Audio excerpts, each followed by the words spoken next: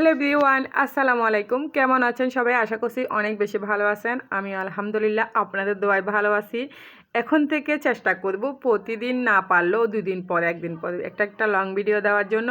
কারণ লং ভিডিওতে ফোকাস দেওয়া বর্তমানে অনেক বেশি ইম্পর্ট্যান্ট, কি বলবো। আর রিলস ভিডিও দেওয়ার জন্য ইম্পর্ট্যান্ট হচ্ছে আমার এঙ্গেজমেন্টটা ধরে রাখার জন্য। তো রিলসগুলো তো থাকবে, সাথে সাথে একটা লং ভিডিও অবশ্যই থাকবে। আর আপনারাও চেষ্টা করবেন প্রতিদিন না পারলে 1 দিন পর 1 দিন একটা করে লং ভিডিও দেওয়ার জন্য। তো আজকের ভিডিওটা থাকছে আমার বিভিন্ন রান্না বান্না নিয়ে। এই রান্নাটা মূলত আমার একটা আপু থেকে শেখা। এটা হচ্ছে আলু ভাজি, গুলগুল করে। আলু ভাজিটা আমি কখনো করি নাই, এটা আমি অনলাইনে দেখছিলাম একটা আপুর থেকে। পেজে টল করতে করতে ভিডিও দেখতে দেখতে দেখলাম এরকম একটা ভিডিও আমার সামনে আসছে। এইভাবে গুলগুল করে পাতলা পাতলা করে আলু কেটে শুটকি দিয়ে ভাজি করতে কি যে মজা গাইস। ও আমার মনে হয় ইসা শুটকি দিয়েছিল, আমি কিন্তু শুধু শুটকি দিয়ে রান্না করতেছি। এটা দেখে আমার এতটা লুপ লাগছে কি বলবো, আমার খেতে ইচ্ছে করতেছিল।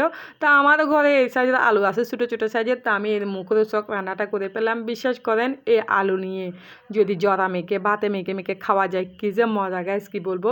আমি সামান্য পানি দিয়ে দিলাম সিদ্ধ হওয়ার জন্য, একদমই শুকনা শুকনা হতে হবে এই রান্নাটা, তখনই আলুগুলো মজা লাগবে। আর এতটা লোভনীয় লাগতেছে, আমি তো বেশি করে টমাটোও দিয়ে দিলাম, আপনারা দেখছিলেন। সুদি শুটকিগুলো এতটা মজা, কি বলবো। পরে রান্না হওয়ার পরে আমি ধনেপাতা দিয়ে দিলাম। আমার পাতাটা প্রায় শুকাই গেছে, তাও খুঁড়বার জন্য দিয়ে দিলাম আর কি।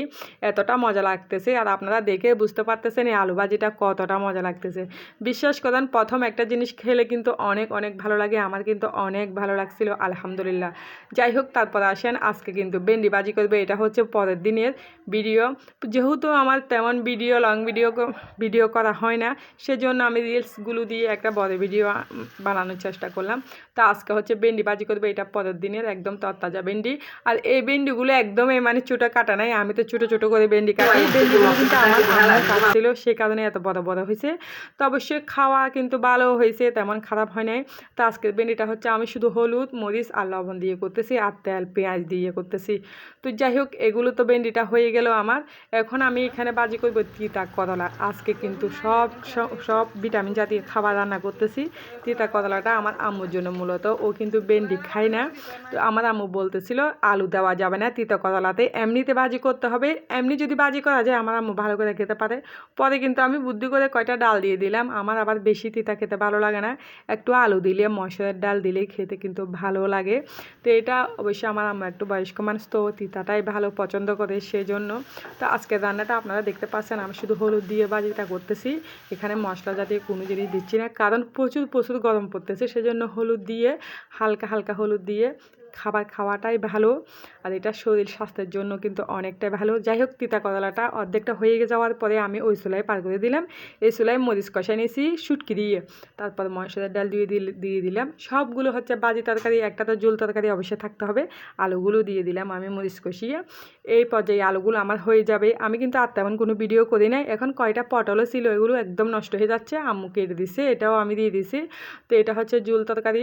অবশ্যই শুকনা তরকারির সাথে ঝোল তরকারি লাগতে হবে। কষানোর পরে একটু করে ঝোল দিয়ে আমি ঢাকনা দিয়ে ডেকে দিলাম। আম্মু আসছে, কাজ তো অবশ্যই বের হবে, তাই না। আমার অনেকগুলো আতা আছে, এগুলোকে আমরা চট্টগ্রামের বাসায় আতা বলি, অবশ্যই অনেকে স্ট্যান্ডার বলে, যে যেটা বলে নিই আর কি।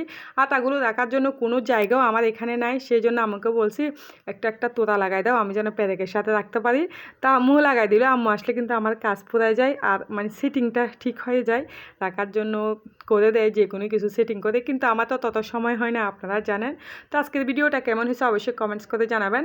ভালো লাগলে লাইক কমেন্ট শেয়ার করে দিবেন। কোনো ভুল ত্রুটি হলে অবশ্যই ক্ষমার দৃষ্টিতে দেখবেন। আর আটাগুলো এইভাবে আটকে রেখে আমার খুব শান্তি লাগতেছে। তো আজকের ভিডিওটা আর লম্বা করবেন, এই পর্যন্ত। সবাই ভালো থাকবেন, সুস্থ থাকবেন। আল্লাহ হাফেজ।